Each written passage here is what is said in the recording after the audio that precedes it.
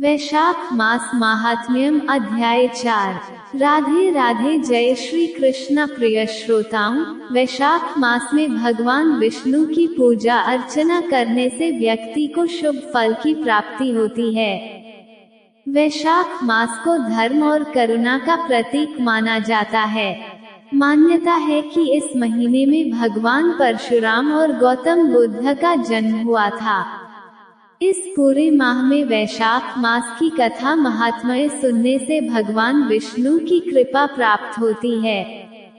आज आप रसपान करेंगे वैशाख मास महात्म्य के चौथे अध्याय का। इससे पहले के अध्याय सुनने के लिए आप सभी श्रोताओं का दिल से धन्यवाद। चलिए शुरू करते हैं आज का अध्याय। नारद जी बोले, वैशाख मास में तेल मलना, दिन में सोना, कांसे के बर्तन में भोजन, खाट पर सोना, घर में स्नान, निषिद्ध भोजन, दोबारा भोजन और रात्रि काल में भोजन वर्जित हैं। वैशाख के महीने में नियम पूर्वक कमल के पत्तों पर भोजन करने से सब पापों से निवृत्त होकर विष्णु लोक मिलता है। वैशाख की दोपहरी में थके हुए ब्राह्मणों की चरण सेवा करने से सब व्रतों से उत्तम व्रत कर लिया समझो।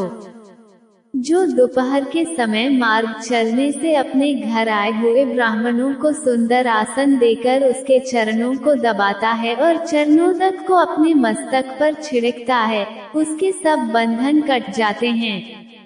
उसको गंगा आदि संपूर्ण तीर्थों में स्नान करने के बराबर फल मिलता है। जो मनुष्य वैशाख में स्नान नहीं करते हैं और कमल के पत्ते पर भोजन नहीं करते हैं, वो गधे की योनि पाता है, पीछे खच्चरी की योनि में जाता है।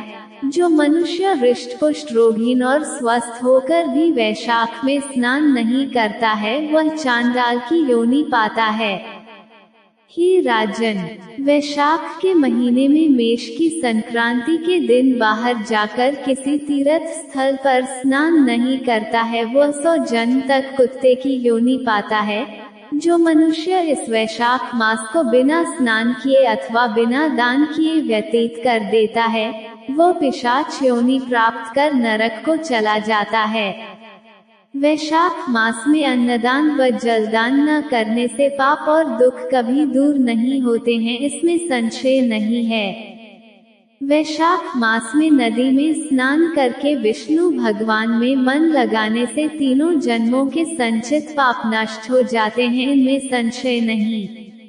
प्रातःकाल सूर्योदय होने पर सागर से मिलने वाली नदियों में स्नान करने से 7 जन्म के भी पाप शीघ्र नष्ट हो जाते हैं। उषा काल में सप्तगंगा में स्नान करने से कोटि जन्म पर्यंत के पाप तुरंत नष्ट हो जाते हैं, इसमें संशय नहीं। जाह्नवी, वृद्धगंगा, कालिंदी, सरस्वती, कावेरी, नर्मदा और वेणी, यह 7 गंगा कही जाती हैं। वैशाख मास में देवखात अर्थात अप्राकृत जलाशयों में स्नान करने से जन्म से लेकर उस समय तक के पापों से छूट जाता है, इसमें संशय नहीं। वैशाख महीने में बावड़ी में स्नान करने से बड़े बड़े पाप दूर हो जाते हैं। जो घर से अलग गौ के चरण रखने की जगह के समान जल भरा हो तो वहाँ गंगा से आदि लेकर सब नदी निवास करते हैं, ये बात निश्चय है। जो इस बात को जानता है उनको संपूर्ण तीर्थों से अधिक फल होता है। ही राजन, रसों में दूध अधिक है और दूध से दही अधिक और दही से घृत उत्तम है, ऐसे ही महीने में कार्तिक मास उत्तम है।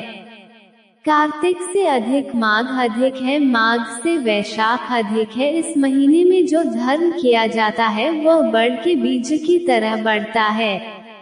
धन संपन्न अथवा अत्यंत दरिद्री अथवा पराधीन को भी जो वस्तु मिल जाए वह ब्राह्मण को देनी उचित है। कंद, मूल, फल, शाक, नमक, गुड़, बेर, पत्र, जल और छाछ जो वस्तु दान की जाएगी अपरिवर्तित होती जाएगी, बिना दिए ब्रह्मादि देवताओं को भी नहीं मिलेगा। दान नहीं करने से दरिद्रता आ जाती है, दरिद्री होने से पाप किया जाता है, पाप करने से नरक मिलता है। इससे सुख की इच्छा करने वाले को अवश्य दान करना चाहिए। कोई बड़ा मकान अच्छा सुंदर और सब सामग्रियों से शोभायमान हो, उस पर छत न हो तो शोभा नहीं पाता है। ऐसे ही जो मनुष्य और महीनों में सब प्रकार के धर्म करता है और वैशाख में कुछ नहीं करता है, उसका किया सब वृथा ही है। जैसे सुलक्षणी स्त्री पति के विद्यमान होने से ही लक्षणवती होती है, इसी तरह सभी धर्म सांगोपांग वैशाख में न करने से वृथा ही होते हैं। जैसे दया न होने पर सब गुण वृथा हैं, ऐसे ही वैशाख में धर्म किए बिना संपूर्ण क्रिया वृथा हैं। जैसे उत्तम शाक भी बिना नमक के स्वादिष्ट नहीं लगता है, वैसे ही जो पुण्य वैशाख में नहीं किए जाते हैं वे अच्छी रीति से सेवनीय नहीं हैं, न उनका कुछ फल मिलता है। जैसे किसी रूपवती स्त्री का अच्छा श्रृंगार होने पर भी बिना वस्त्र सुहावनी नहीं लगती है, ऐसे ही मनुष्य अनेक प्रकार को धर्म संबंधी क्रिया करता है, परंतु वैशाख में न करने से सब शोभा को प्राप्त नहीं होती है। इसलिए जैसे बने वैसे प्रयत्न पूर्वक वैशाख में धर्म करना उचित है, ये बात निश्चय है। मेष की संक्रांति में मधुसूदन भगवान का ध्यान करके प्रातःकाल स्नान कर और फिर विष्णु का पूजन करे, ऐसा न करने पर नरक मिलता है। वैशाख मास सद्य फलदायक है और इसके मधुसूदन भगवान देवता है। तीर्थ यात्रा, तप, यज्ञ, दान और होम आदि का फल भी इसमें अधिक होता है। इस मंत्र से मधुसूदन भगवान की प्रार्थना करे। मधुसूदन देवेश वैशाखे मेष के खो प्रातः स्नान करिष्यामि निर्विघ्नं कुरु माधव। हे मधुसूदन देव, हे माधव, मैं वैशाख में मेष की संक्रांति पर प्रातः स्नान करने की कामना करता हूँ, आप इसे निर्विघ्न पूर्ण कर दीजिए। फिर अर्घ्य दे। अर्घ्य मंत्र वैशाखे मेष के भानौ प्रातः स्नान परायण अर्घ्यम ते प्रदास्यामि ग्रहाण मधुसूदन। अर्घ्य मंत्र का अर्थ है मधुसूदन, वैशाख में मेष की संक्रांति में स्नान कर आपको अर्घ्य देता हूँ, इसे भली भांति ग्रहण कीजिए। गंगादि सब नदी तीर्थ सब जलाशय मेरे दिए हुए अर्घ्य को प्रसन्नता से ग्रहण करो और मुझ पर प्रसन्न हो। आप पापियों पर शासक योग्य समदर्शी सबके स्वामी हैं, इसलिए मेरे दिए अर्घ्य को ग्रहण कर यथोचित फल दीजिए। इस प्रकार अर्घ्य दे स्नान करे और फिर वस्त्र पहनकर आह्निक कर्मों को करे। वैशाख में होने वाले फूलों से मधुसूदन भगवान का पूजन करके विष्णु भगवान की वैशाख मास संबंधी दिव्य कथा सुने। वह कोटि जन्म के संचित पापों से छूटकर मोक्ष पाता है।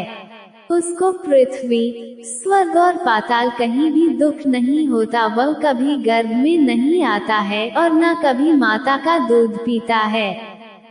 जो वैशाख में कांसे के पात्र में भोजन करता है और उत्तम उत्तम कथा नहीं सुनता, न स्नान करता है न दान, वह नरक में ही जाता है।